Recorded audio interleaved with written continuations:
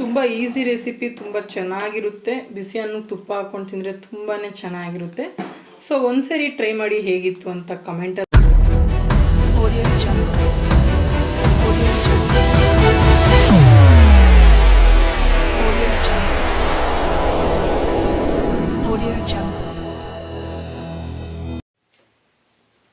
Hello hi, welcome back to Jyothi Nutan Kannada vlogs.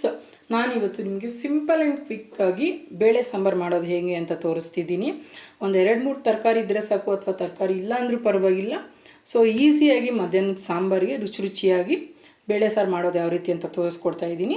So ನನ್ನ ಚಾನಲ್ಗೆ ಇನ್ನೂ ಯಾರಾದರೂ ಸಬ್ಸ್ಕ್ರೈಬ್ ಆಗಿಲ್ಲ ಅಂದರೆ ಸಬ್ಸ್ಕ್ರೈಬ್ ಮಾಡ್ಕೊಳ್ಳಿ. ಬೆಲ್ ಐಕಾನ್ ಮೇಲೆ ಕ್ಲಿಕ್ ಮಾಡಿ. ನಾನು ವೀಡಿಯೋ ಅಪ್ಲೋಡ್ ಮಾಡಿದಾಗ ನಿಮಗೆ ನೋಟಿಫಿಕೇಷನ್ ಬರುತ್ತೆ. ಲೈಕ್ ಮಾಡಿ, ಶೇರ್ ಮಾಡಿ, ಕಮೆಂಟ್ ಮಾಡಿ. ಸೊ ಬನ್ನಿ ಈಗ ವೀಡಿಯೋನ ಸ್ಟಾರ್ಟ್ ಮಾಡೋಣ. ತುಂಬ ಕಾಯಿಸಲ್ಲ, ಡೋಂಟ್ ವರಿ. ಬನ್ನಿ ವೀಡಿಯೋನ ಸ್ಟಾರ್ಟ್ ಮಾಡೋಣ. ಸೊ ನಾನು ಇವತ್ತು ಬೇಳೆ ಸಾಂಬಾರು ಮಾಡ್ತಿದ್ದೀನಿ. ಇಬ್ಬರಿಗೆ 2 ಹೊತ್ತಿಗೆ ಆಗೋಷ್ಟು ಕ್ವಾಂಟಿಟಿಯಲ್ಲಿ ತೋರಿಸ್ಕೊಡ್ತಿದ್ದೀನಿ. ಇದಕ್ಕೆ ಏನೇನು ಸಾಮಗ್ರಿಗಳು ಬೇಕು ಅಂದರೆ ನೋಡಿ, ಬೇಳೆ ಈ ಗ್ಲಾಸಲ್ಲಿ ನಾನು 3 ಗ್ಲಾಸ್ ತೊಗೊಂಡಿದ್ದೀನಿ. ತುಂಬಾ ಪುಟ್ಟ ಗ್ಲಾಸ್ ಇದು.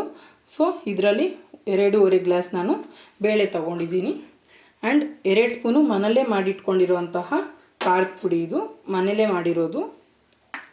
ಆ್ಯಂಡ್ ಇದಕ್ಕೆ ರುಬ್ಬೋದಕ್ಕೆ ನಾನು ಟೊಮೆಟೊ 4, ಈರುಳ್ಳಿ 5 ತೊಗೊಂಡು ಹೆಚ್ಚಿ ರೆಡಿ ಮಾಡಿ ಇಟ್ಕೊಂಡಿದ್ದೀನಿ. ಆ್ಯಂಡ್ ಮಸಾಲೆ ರುಬ್ಬೋದಕ್ಕೆ ಬೇಳೆಗೆ ಮೆಣಸಿನ್ಕಾಯಿ 1-2, ಹುಣಸೆಹಣ್ಣು ಸ್ವಲ್ಪ, ಜೀರಿಗೆ ಅರ್ಧ ಸ್ಪೂನು, ಕೊತ್ತಂಬರಿ 1 ಹಿಡಿಯಷ್ಟು, ಅರ್ಧ ತೆಂಗಿನಕಾಯಿ ಹಚ್ಚಿಟ್ಕೊಂಡಿದ್ದೀನಿ. ಅರ್ಧ ಮೀನ್ಸ್ ಅರ್ಧದಲ್ಲಿ ಅರ್ಧ, 1/4 ತೆಂಗಿನಕಾಯಿ ಹಚ್ಚಿಟ್ಕೊಂಡಿದ್ದೀನಿ. ನೀವು ಹಸಿದಾದರೂ ಹಾಕ್ಕೊಬೋದು. ನಾನು 1 ಕೊಬ್ಬರಿ ಹಾಕ್ಕೊಂಡಿದ್ದೀನಿ. ಆ್ಯಂಡ್ ತರಕಾರಿ ಆಲೂಗಡ್ಡೆ, ಹುಳಿಕಾಯಿ ಹೆಚ್ಚಿ ಮಾಡ್ಕೊತಿದ್ದೀನಿ. ನೀವು ಕ್ಯಾರೆಟ್ ಇದ್ದರೂ ಆ್ಯಡ್ ಮಾಡ್ಕೊಬೋದು, ಬದನೆಕಾಯಿ ಇದ್ದರೂ ಆ್ಯಡ್ ಮಾಡ್ಕೊಬೋದು. ರುಚಿ ತುಂಬ ಚೆನ್ನಾಗಿರುತ್ತೆ. ಸೊ ಇಷ್ಟು ನಾವು ಬೇಳೆ ಸಾಂಬಾರು ಮಾಡೋದಕ್ಕೆ ಬೇಕಾಗಿರುವಂಥ ಪದಾರ್ಥಗಳು. ಸೊ ಬನ್ನಿ ಹೇಗೆ ಮಾಡೋದು ಅಂತ ಸ್ಟೆಪ್ ಬೈ ಸ್ಟೆಪ್ ನೀಟಾಗಿ ತೋರಿಸ್ಕೊಡ್ತೀನಿ. ವೀಡಿಯೋನೆಲ್ಲೂ ಸ್ಕಿಪ್ ಮಾಡಿದ್ರೆ ಕೊನೆವರೆಗೂ ನೋಡಿ. ಸೊ ಫಸ್ಟು ಕುಕ್ಕರ್ಗೆ ನೀಟಾಗಿ ತೊಳೆದು ಹಚ್ಚಿಟ್ಕೊಂಡಿರುವಂಥ ತರಕಾರಿ ಹಾಕ್ಕೊಳ್ಳಿ.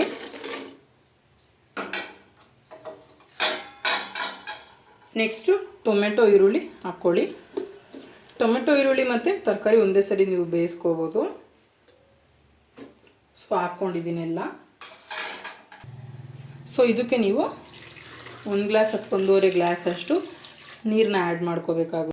ಸೊ ಈಗ ಕುಕ್ಕರ್ ಬೆಲ್ಟ್ನ ಯಾವತ್ತೇ ಆಗಲಿ ನೀರಲ್ಲಿ ತೇವ ಮಾಡಿಬಿಟ್ಟು ಯೂಸ್ ಮಾಡಿ. ಸೊ ಅದರಿಂದ ಕುಕ್ಕರ್ ಸಿಡಿಯೋ ಸಾಧ್ಯತೆ ಇರಲ್ಲ. ಈಗ ನಾನು ಕುಕ್ಕರ್ ಲಿಡ್ನ ಕ್ಲೋಸ್ ಮಾಡಿಕೊಂಡು ಗ್ಯಾಸ್ ಸ್ಟವ್ ಹಚ್ಚಿ ಇಟ್ಕೊತಿದ್ದೀನಿ.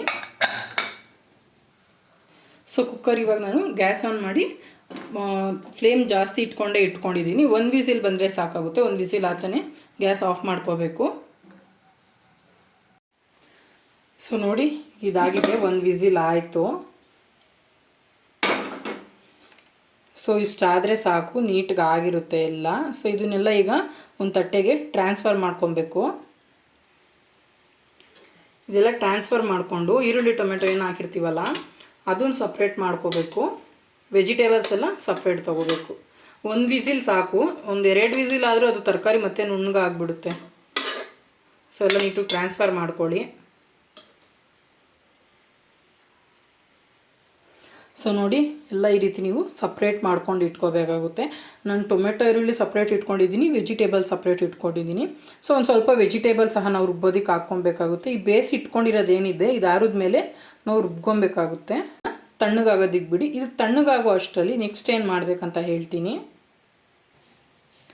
ಸೊ ಈಗ ನಾವು ತರಕಾರಿ ಏನು ಬೇಯಿಸಿ ಇಟ್ಕೊಂಡಿರ್ತೀವಿ, ಬಿಸಿ ನೀರು, ಅದೇ ನೀರಿಗೆ ನಾವು ತೊಳೆದಿಟ್ಕೊಂಡಿರುವಂಥ ಬೇಳೆನ ಆ್ಯಡ್ ಮಾಡಬೇಕಾಗುತ್ತೆ.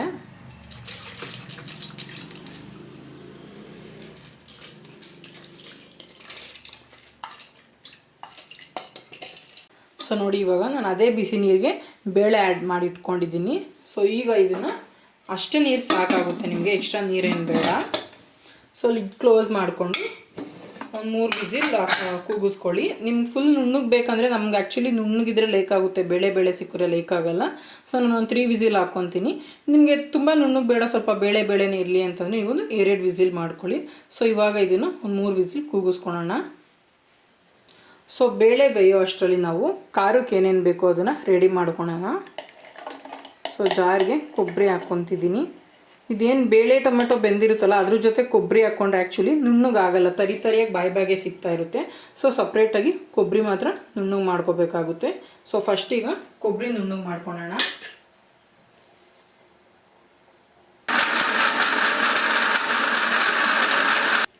ಸೊ ನೋಡಿ ಕೊಬ್ಬರಿ ಈ ಥರ ತರಿ ಆಗಿದೆ. ನಾನು ಒಣಕೊಬ್ಬರಿ ಯೂಸ್ ಮಾಡ್ತಿದ್ದೀನಿ, ಸಾರು ತುಂಬ ಟೇಸ್ಟಾಗಿರುತ್ತೆ.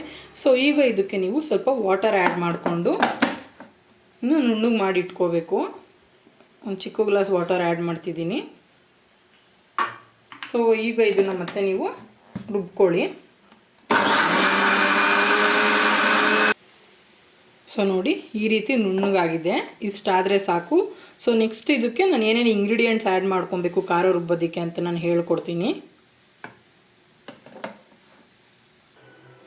ಸೊ ನೋಡಿ ಬೇಳೆ ಆಗಿದೆ, ನುಣ್ಣಗಾಗಿದೆ, ತುಂಬಾ ನುಣ್ಣಗಾಗಿಲ್ಲ. ಸೊ ಈ ರೀತಿ ಇದ್ದರೆ ಬೇಳೆ ಸಾಂಬಾರು ಗಟ್ಟಿಯಾಗೋ ಬರುತ್ತೆ, ಮಧ್ಯ ಮಧ್ಯೆ ಬೇಳೆ ಸಿಗೋದಿಲ್ಲ, ಟೇಸ್ಟಿಯಾಗಿ ಚೆನ್ನಾಗಿರುತ್ತೆ. ಸೊ ಇವಾಗ ಇದನ್ನು ಆರೋದಕ್ಕೆ ಇಟ್ಕೊಳ್ಳೋಣ, ಇದು ಸೈಡ್ಗೆ ಇಟ್ಕೊಳ್ಳೋಣ. ನೆಕ್ಸ್ಟು ಖಾರ ರುಬ್ಬೋದಕ್ಕೆ ಏನೇನು ಬೇಕು ಅಂತ ನಾನು ತೋರಿಸ್ಕೊಡ್ತೀನಿ. ಸೊ ಈಗ ಏನು ಕೊಬ್ಬರಿ ನಾವು ನುಣ್ಣಗೆ ಮಾಡಿ ಇಟ್ಕೊಂಡಿರ್ತೀವಲ್ಲ ಅದಕ್ಕೆ ಖಾರದ ಪುಡಿ ಆ್ಯಡ್ ಮಾಡ್ಕೊತಿದ್ದೀನಿ. ಪೌಡರ್ ಫಸ್ಟೇ ಹಾಕ್ಕೊಬಿಡಿ, ಏಕೆಂದರೆ ಫುಲ್ ಮೇಲ್ಗಡೆ ಹಾಕ್ಕೊಂಡ್ರೆ ಅದು ಆ್ಯಕ್ಚುಲಿ ನೀಟಾಗಿ ಮಿಕ್ಸ್ ಆಗಿರಲ್ಲ. ಸೊ ನೆಕ್ಸ್ಟ್ ಈಗ ಇದಕ್ಕೆ ಅವಾಗೆ ಪ್ಲೇಟಲ್ಲಿ ಏನು ಇಟ್ಕೊಂಡಿರ್ತೀವಲ್ಲ, ಬ್ಯಾಡಗಿ ಮೆಣಸಿನ್ಕಾಯಿ, ಹುಣಸೆಹಣ್ಣು, ಜೀರಿಗೆ, ಕೊತ್ತಂಬರಿ ಆ್ಯಡ್ ಮಾಡ್ಕೊಳ್ಳಿ. ನೆಕ್ಸ್ಟು ನಾವೇನು ಆಲ್ರೆಡಿ ಬೇಯಿಸ್ಕೊಂಡು ನಾವು ಆರೋದಕ್ಕೆ ಇಟ್ಟಿರ್ತೀವಲ್ಲ, ಟೊಮೆಟೊ, ಈರುಳ್ಳಿ, ಒಂದು ಸ್ವಲ್ಪ ವೆಜಿಟೇಬಲ್ಸು, ಅದನ್ನು ಆ್ಯಡ್ ಮಾಡ್ಕೊಳ್ಳಿ.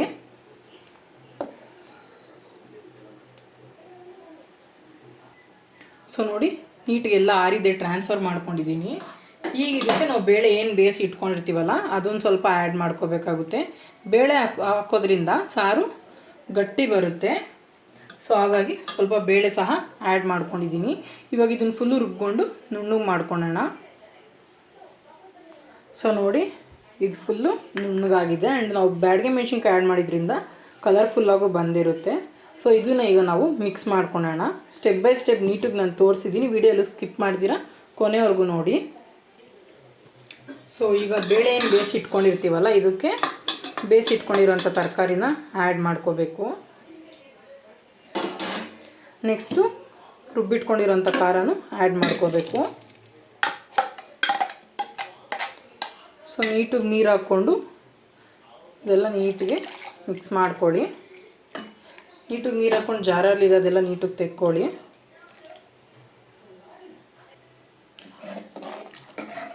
ಸೊ ಇದನ್ನು ನೀಟಾಗಿ ಮಿಕ್ಸ್ ಮಾಡ್ಕೊಳ್ಳಿ ಇವಾಗ. ಆ್ಯಂಡ್ ನಿಮ್ಗೆ ಯಾವ ತಿಕ್ನೆಸ್ಗೆ ಬೇಕೋ ಆ ತಿಕ್ನೆಸ್ಗೆ ನೀರು ಆ್ಯಡ್ ಮಾಡ್ಕೊಳ್ಳಿ. ಇನ್ನೊಂದು ಗ್ಲಾಸ್ ನೀರು ಆ್ಯಡ್ ಮಾಡ್ಕೊತಿದ್ದೀನಿ. ತುಂಬ ಸಿಂಪಲ್ ರೆಸಿಪಿ, ಬೇಗ ಆಗುತ್ತೆ ಅಂತಲೇ ಹೇಳ್ಬೋದು ಬೇಳೆ ಸಾಂಬಾರು. ಆ್ಯಕ್ಚುಲಿ ಬಿಸಿ ಅನ್ನದ ಜೊತೆ ತುಪ್ಪ ಹಾಕ್ಕೊಂಡು ತಿಂದರೆ ತುಂಬ ಚೆನ್ನಾಗಿರುತ್ತೆ. ಬ್ಯಾಚುಲರ್ಸ್ ಸಹ ಇದನ್ನು ಒಂದ್ಸರಿ ಮಾಡ್ಬೋದು. ಗ್ಯಾಸ್ ಹಚ್ಕೊಂಡು ರುಚಿಗೆ ಎಷ್ಟು ಬೇಕೋ ಅಷ್ಟು ಉಪ್ಪು ಆ್ಯಡ್ ಮಾಡಿಕೊಂಡು ಕುಕ್ಕರ್ನ ಇಟ್ಕೊಂಡಿದ್ದೀನಿ. ಒಂದು 5-6 ಮಿನಿಟ್ಸ್ ಆದ್ರೂ ನೀವು ಕುದಿಸ್ಕೋಬೇಕಾಗುತ್ತೆ. ಸಾರು ಕುದ್ದಿದಷ್ಟು ರುಚಿ ಜಾಸ್ತಿ ಇರುತ್ತೆ.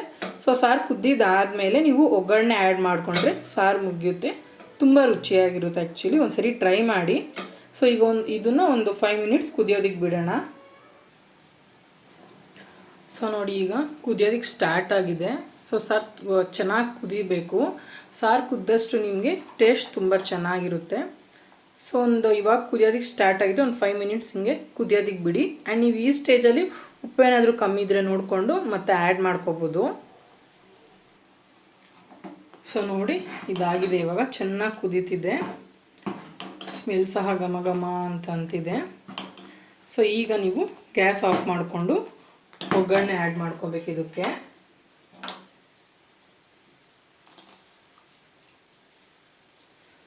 ಸೊ ಒಗ್ಗರಣೆ ಹಾಕ್ಕೊಂಡು ಮಿಕ್ಸ್ ಮಾಡಿದ್ರೆ ಸಾರು ಮುಗೀತು. ತುಂಬ ಈಸಿ ರೆಸಿಪಿ, ತುಂಬ ಚೆನ್ನಾಗಿರುತ್ತೆ. ಬಿಸಿ ಅನ್ನ ತುಪ್ಪ ಹಾಕ್ಕೊಂಡು ತಿಂದರೆ ತುಂಬಾ ಚೆನ್ನಾಗಿರುತ್ತೆ. ಸೊ ಒಂದ್ಸರಿ ಟ್ರೈ ಮಾಡಿ ಹೇಗಿತ್ತು ಅಂತ ಕಮೆಂಟಲ್ಲಿ ತಿಳಿಸಿ. ನನ್ನ ವಿಡಿಯೋ ಇಷ್ಟ ಆಗಿದರೆ ನನ್ನ ಚಾನಲ್ಗೆ ಸಬ್ಸ್ಕ್ರೈಬ್ ಮಾಡ್ಕೊಳ್ಳಿ, ಬೆಲ್ಲೈಕನ್ ಮೇಲೆ ಕ್ಲಿಕ್ ಮಾಡಿ ಅಂತ ಹೇಳ್ತಾ ಈ ವಿಡಿಯೋನ ನಾನು ಇಲ್ಲಿಗೆ ಎಂಡ್ ಮಾಡ್ತಿದ್ದೀನಿ. ಸೊ ಏನಾದರೂ ಚೇಂಜಸ್ ಇದ್ದರೆ ಹೇಳಿ, ಅಥವಾ ಯಾವುದಾದ್ರು ರೆಸಿಪೀಸ್ ಇದ್ದರೆ ಹೇಳಿ, ನಾನು ಮಾಡಿ ತೋರಿಸ್ತೀನಿ. ವಿಡಿಯೋ ಎಲ್ಲರಿಗೂ ಇಷ್ಟ ಆಯಿತು ಅಂತ ಅಂದ್ಕೊತೀನಿ. Thank you so much.